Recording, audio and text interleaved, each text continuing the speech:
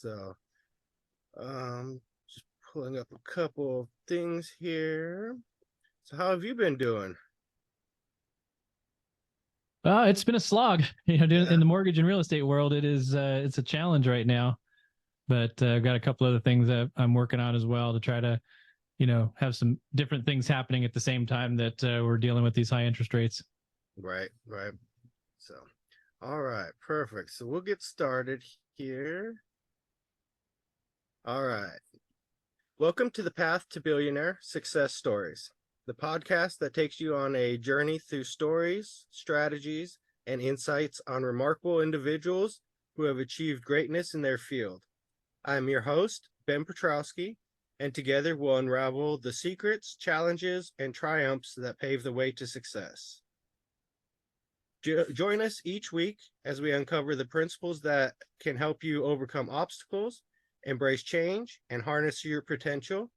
Get ready to be motivated, challenged, and empowered to embark on your very own path to success.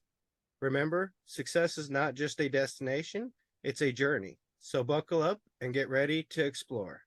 Today, I'm joined by Brian Cardenas. Brian, you want to do a brief intro for everybody? Sure. Thanks for having me on, Ben. My name is Brian Cardenas. I'm also a podcaster, just like you, Ben. But I've been in the real estate and mortgage world for about 28 years now. I think we're coming up on 29 years. So been doing this a long time, seen a lot of changes in the market, a lot of ups and downs, and gone through different journeys along the way from, working for companies, changing companies, opening up a brokerage with my wife, closing that down after the crash, going to work for another company, and then, changing a few different companies. So kind of seen a lot of the different sides to things, and, gone through the ups and downs and the peaks and valleys in the industry, and still standing. Awesome. That's good. That's going to lead us right into today's show, how do you define success and what does it mean to you personally? Well, success is definitely very different from everybody. For everybody, I don't put a number on it.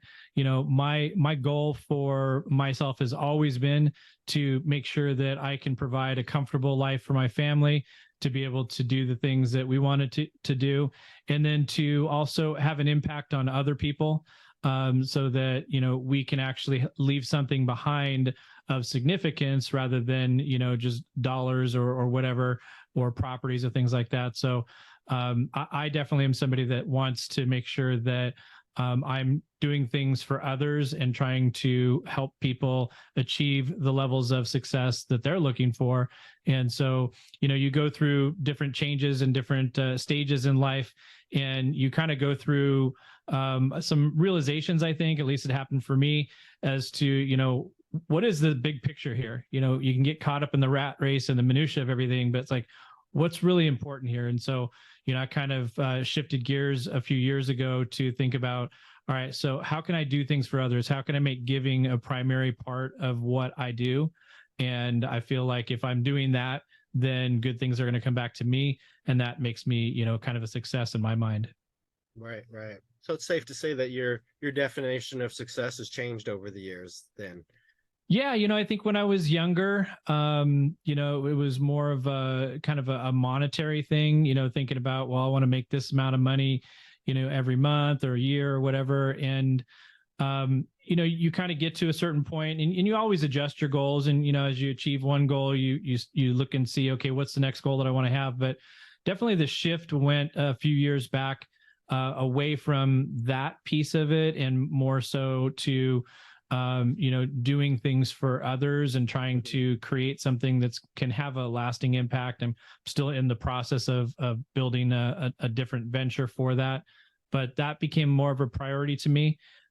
Still, on your day-to-day stuff, you do still kind of set some of your daily goals and your activities based upon what monetary goals do you want to reach. And that impacts like what your day-to-day activities are. But the bigger picture goal is definitely not a monetary thing for me as much as it was in the past. Right, right. What achievements or milestones have you accomplished that you consider to be successful parts of your journey? That's an interesting question. I think, having back when I was in college, I went to school to get a finance degree with a real estate emphasis, which is really strange for somebody going into the mortgage business, which is what I went into, because most of the time people kind of stumble into it from one thing or another. But actually getting into that business, but also having a little bit of an understanding of the business background, always having an entrepreneurial mindset was something that I kind of had from growing up. My dad was self-employed. He was in sales, and so he had some freedoms there, and had a comfortable lifestyle for all of us kids. And so I kind of aspired to that, but you don't necessarily, at least back then, know how to do that from the get-go. So, we went to work for somebody. We went through a transition where we were living in Washington State. We got moved to Arizona to open up a branch for a mortgage company. That started to fall through right after we signed a lease for a house here in Arizona. Before the office even opened, we got told, hey, we're having trouble getting our license there. Why don't you guys go find another job until we get our license, or move to California and come work out of the corporate office? It's like, okay, thank you very much.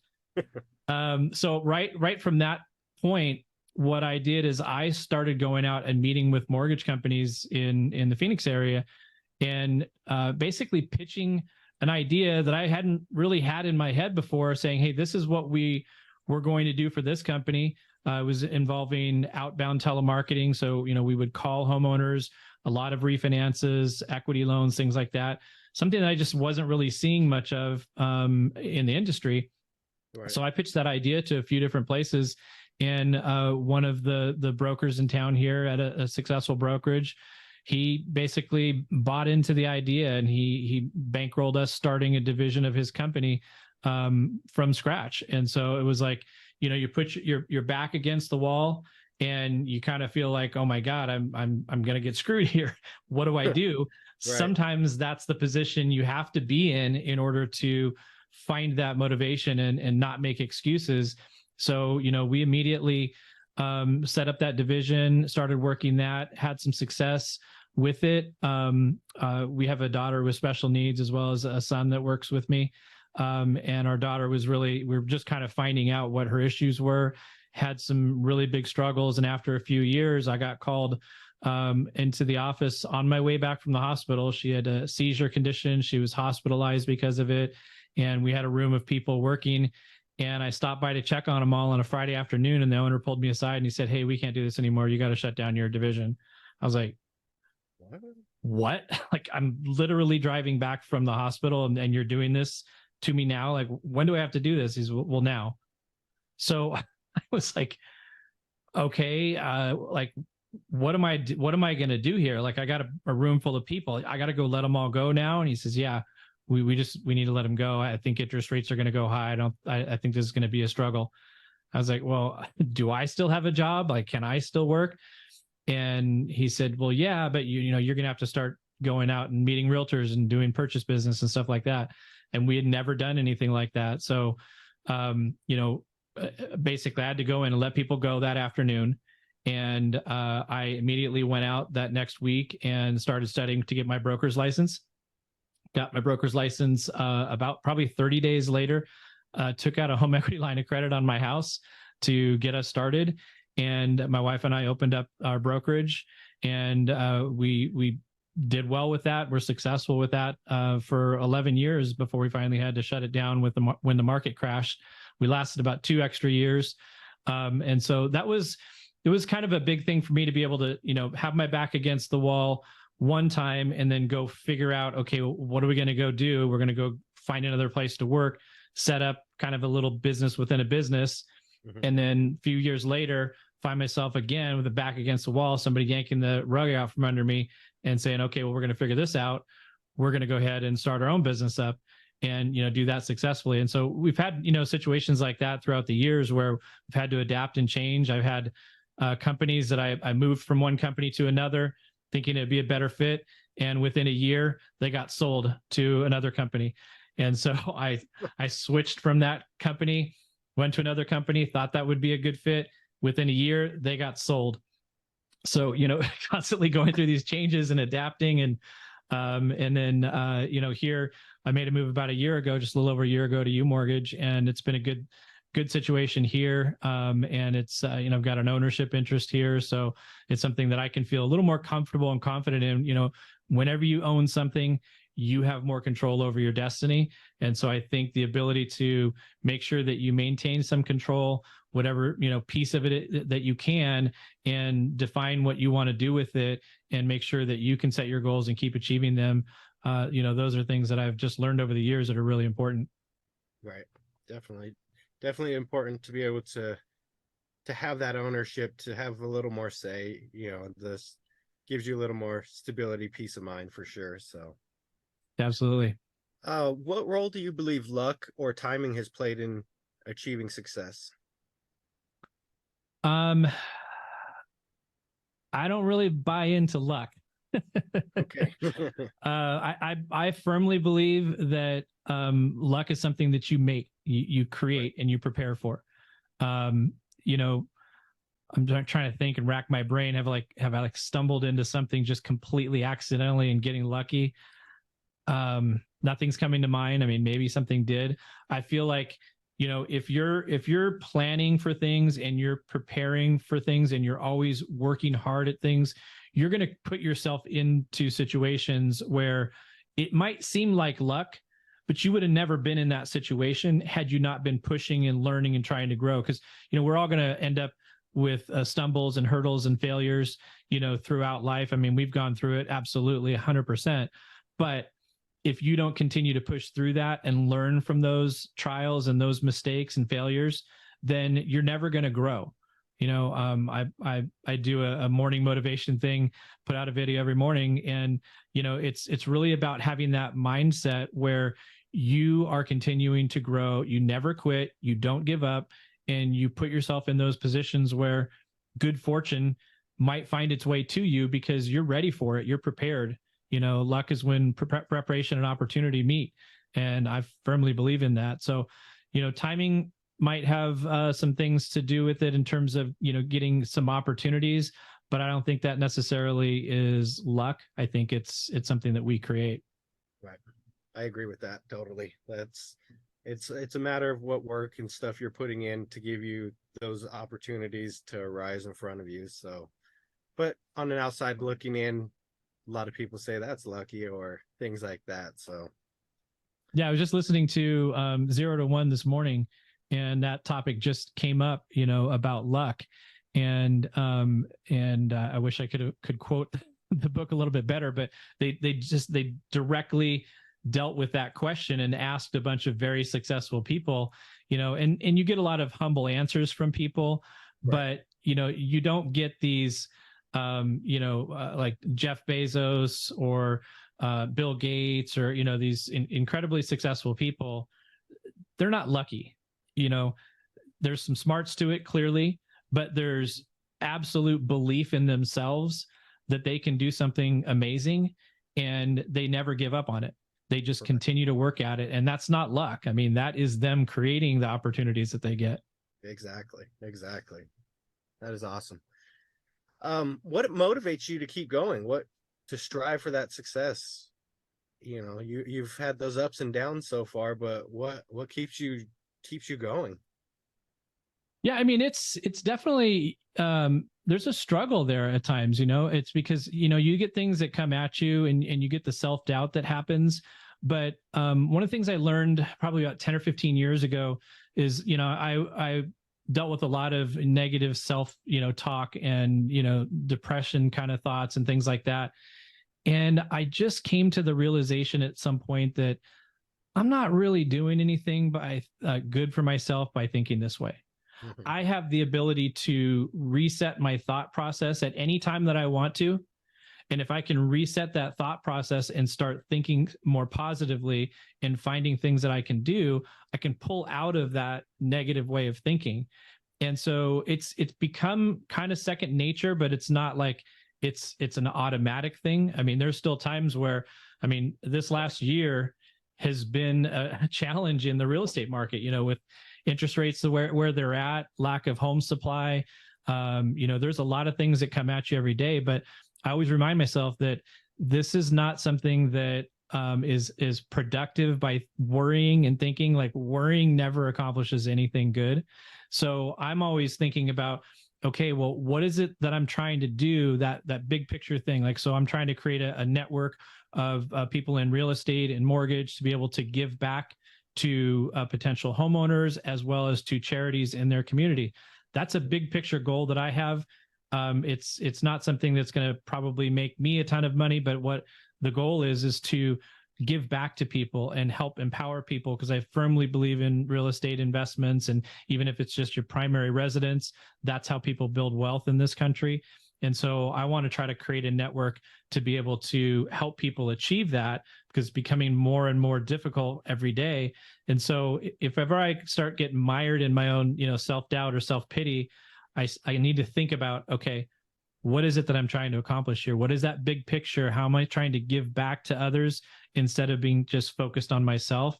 That helps that motivation, keep going to get through the struggles you have every day. Right. Yeah, helping other people get what they want is a great way to get what you want as well. So people 100%. don't understand giving is a way to get, even if it's just emotionally, just to feel good to help other people is amazing. So yeah, I think the book The Go-Giver was one of those things that just kind of made me start really shifting around my mindset. So if anybody listening hasn't read that, definitely pick that book up, The Go-Giver. It's a great book. Awesome. That's a great recommendation. Thank you. Mm-hmm. How do you maintain a work-life balance while you're pursuing success? Well, I don't have one. No, I'm just kidding. I mean, so I've got a little bit of a unique life. I've been married for 30 years to my wife. We've got two awesome kids. One of them just turned 30, works with me. And my daughter's 25, and she's got special needs. So she has cerebral palsy and epilepsy.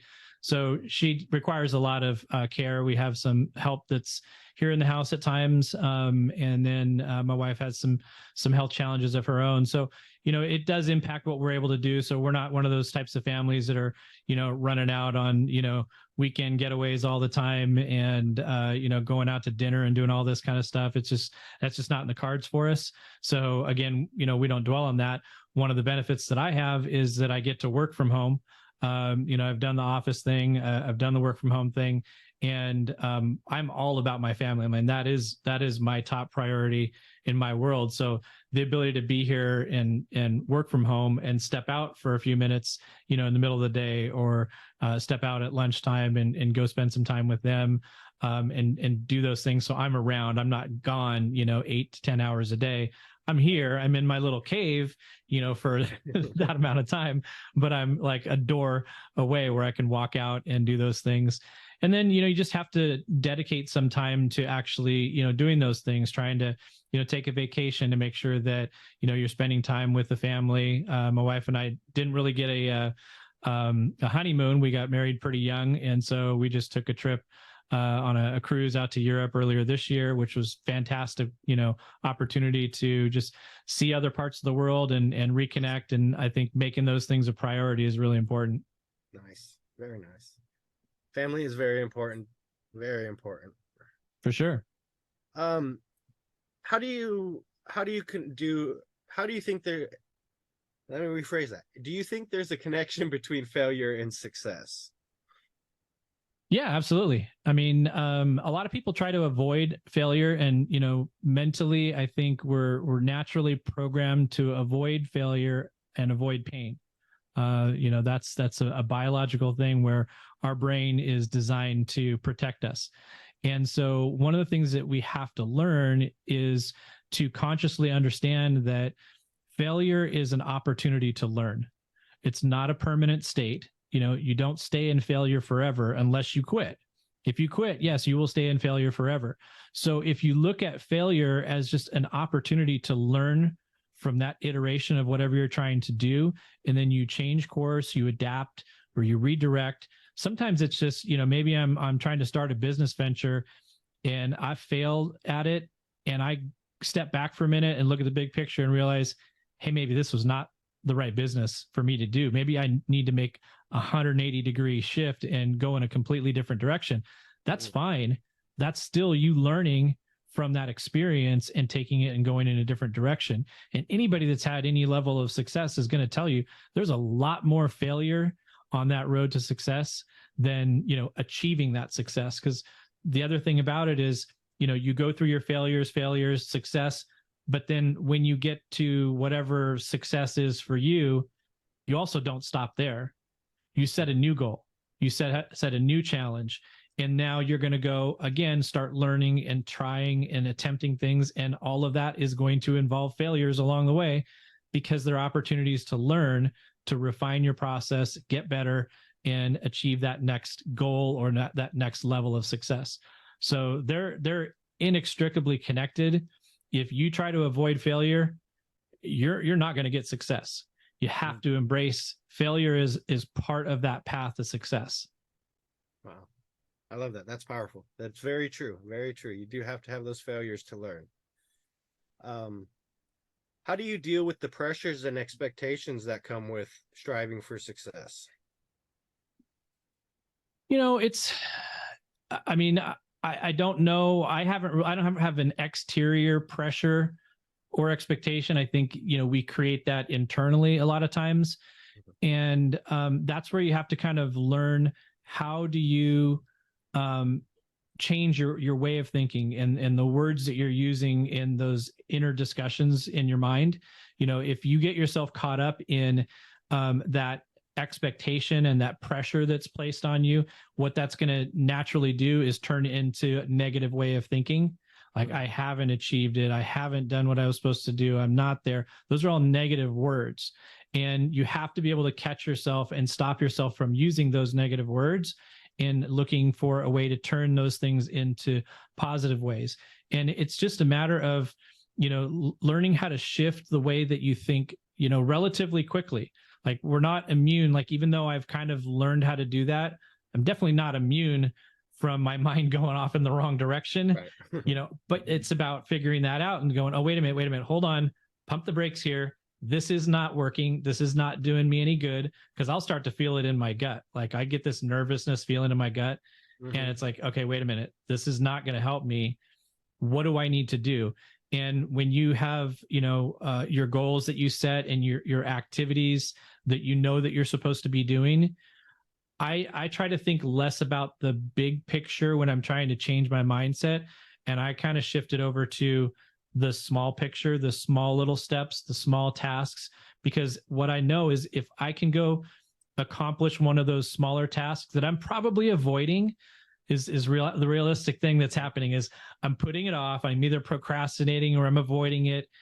If I just go do that thing that I'm avoiding without thinking, just go do it, what's going to end up happening is my mind was telling me before that I don't want to do this. I don't like doing this. I'm afraid of the outcome, but it's never as bad as what I've built up in my head. When you just go do it, you find out, oh yeah, that wasn't that bad. You actually accomplished it. Then what you do is now you start to feel positive about the fact that you accomplished something. And it was a small little step. It wasn't a massive, accomplishment, but it was a small step. But that positivity then starts to be, okay, well, wait a minute, that other thing I was avoiding, well, let me just go tackle that now and take that on, because that's probably not as bad as I was making it out in my head to be either. And then I can get more momentum. So it's shifting the negativity to thinking about, okay, what am I avoiding? What are those little things that I need to do? Let me just go do one of those things. A lot of times in my business, it's phone calls, like call reluctance. It's a normal thing. Like, okay, well, I can continue to avoid making that phone call that I'm avoiding making, or I can just pick up the damn phone and make the phone call. Just make the call. Have some success, and then, oh, well, that wasn't bad. I feel good about that. Let me make the next one. That's how I've been able to do it. Right. Nice. Yeah, it's something I say all the time is change your mindset, change your life. It all comes from within, we make our own realities, and if you want it to be positive, think positive and you'll attract more positive. So yeah, absolutely. Have you ever had to make difficult decisions or sacrifices on the path to success? Oh yeah. Yeah. I mean, definitely having to, let people go from businesses that, you didn't want to have to do that. I mean, I just recently had to do that with the mortgage industry kind of shrinking a lot. We had some restructuring that had to go on, and we had to let somebody go that I didn't want to let go. And, I tried to find every possible way that I could to try to, help that person transition and do what we could. But at some point, like there's some decisions that you just have to make as much as you don't want to make them. Right. It's just a necessity. And, sometimes the market dictates that. And sometimes it's things where, it's the comfort that we're used to. It's not necessarily that the market is dictating, hey, you got to make a cut or make a difficult call or lay somebody off. Sometimes it's just that you're comfortable in a situation, but you're not happy and you want more out of it. And what that requires is taking a leap of faith and betting on yourself and making that hard decision to maybe give up that comfort to go after the thing that you really want and that's going to really bring you that happiness that you're looking for.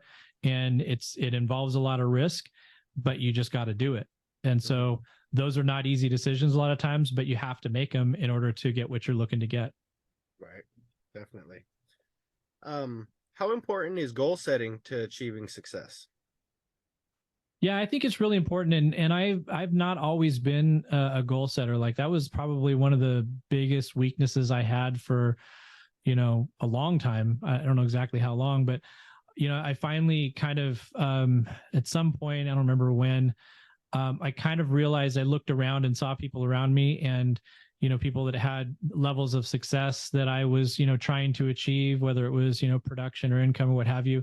And that, the goal setting was something that I found to be very common amongst all those people. I realized, hey, wait a minute, I think this might have something to do with maybe where I'm not getting to where I want to get to.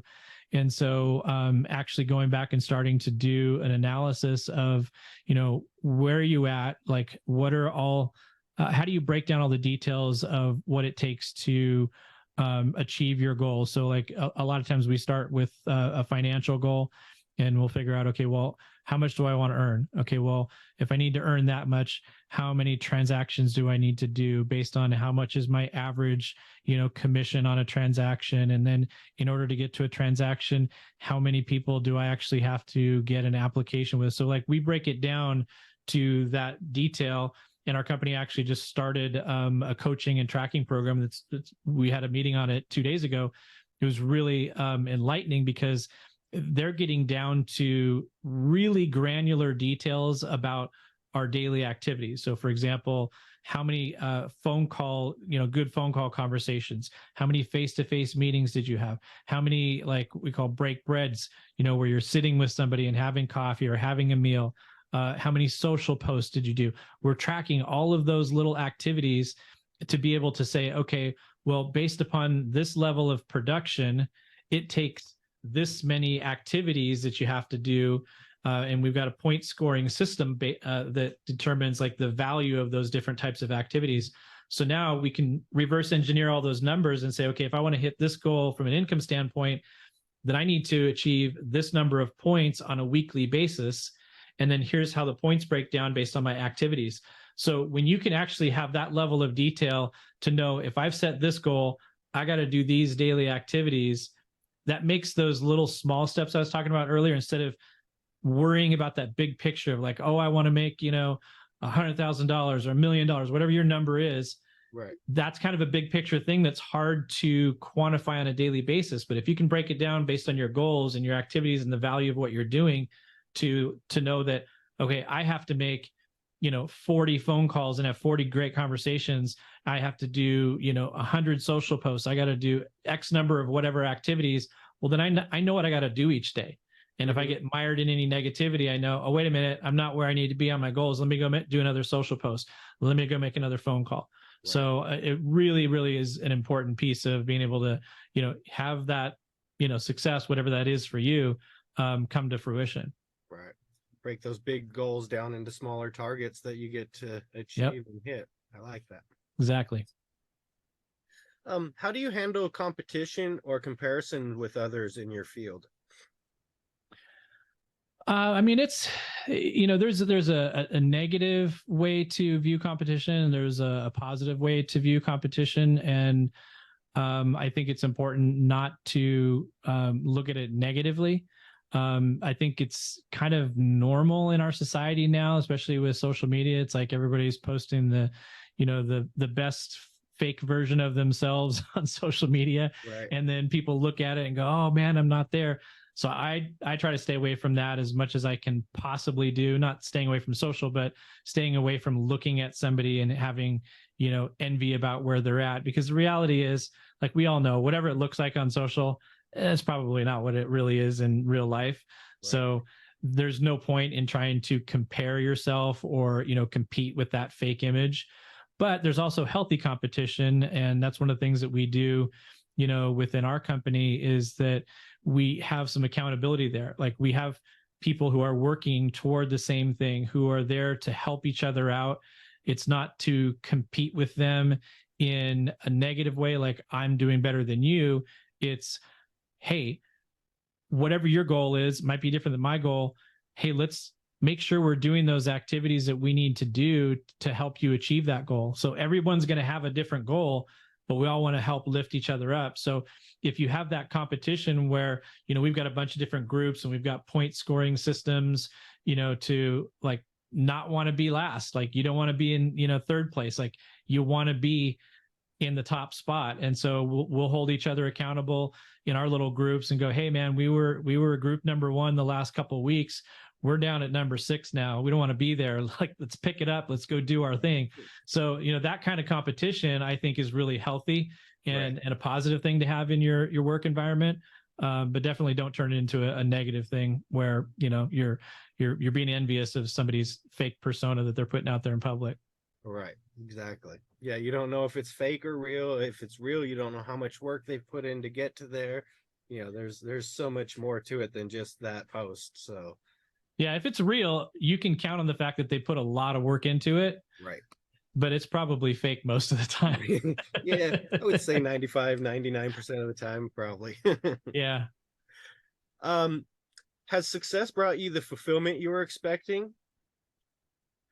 There's definitely times where you feel really good about things that you've accomplished. And I can look back at stuff and feel really good about it. But I don't feel like, I think you mentioned earlier, it's not a destination. Like success isn't a destination.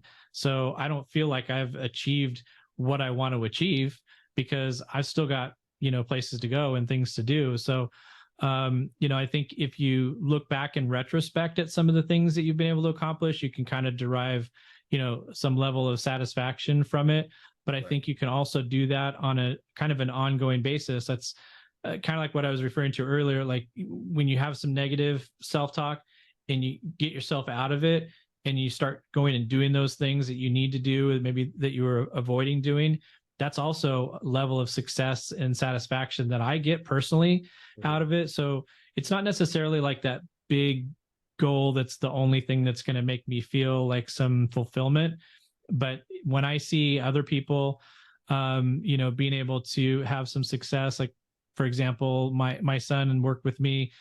He worked in a capacity up until a few months ago where he was helping me, do my business. And he finally, after lots of prodding and lots of, coaching and pushing, decided, okay, he's going to take on that risk of kind of branching out and doing his thing. And then, to immediately see that he's having some success with what he's doing, that makes me feel really good because that's, what I've been wanting to do all this time is to be able to, show him a path and show him a way to be able to have a career for himself that he can do really well at, and to see him finally, spread his wings and do his thing. That's pretty gratifying for me too. That's awesome. That is awesome. How do you celebrate your successes? Do you have any practices or rituals that you do to acknowledge those? Not really. No, probably make myself a pizza, but no. Hey, sometimes it's nice to just be able to just relax and not do a whole lot, Sometimes. Yeah, I mean, I guess you could say, like, obviously if your things are going really well, we might do something a little bit out of the ordinary, but I don't really, do too much of that. To be honest, like, to me, it's just like, you just keep going, you just keep doing it. I don't stop and try to, reward myself. I guess there's probably little rewards that I'm not thinking of, but Right. no, I don't have a practice or a ritual of a reward or anything like that. Okay, that's awesome. All right. All right, Brian, final question here. What advice would you give to somebody who is just starting their journey towards success? Don't quit. Don't quit. Like, don't quit. It really is as simple as that, because if you have something that you want and you have belief in yourself that you can accomplish it, and you know that you're going to run into hurdles, you're going to have failures, and you just don't quit, like, you can do anything. And I think that's the thing that we can get caught up in, some of the negativity that's out there, is like, you don't lose unless you quit. And that's the absolute truth. Like, if you look at any super successful person out there, like, they all had failures, but the thing they had in common was they just didn't quit. Like, you don't give up on yourself. When you run into a roadblock, okay, you figure out, how do you get around it? Like, change gears, change course, adapt, and just keep on pushing forward. And you got to work on every single day. Just get better every single day, and just don't quit. Like, that's the only failure, is quitting. I love it. That is awesome. That is powerful. That is very true. I tell people that all the time. Just don't quit, no matter what. Whatever you want, just keep going.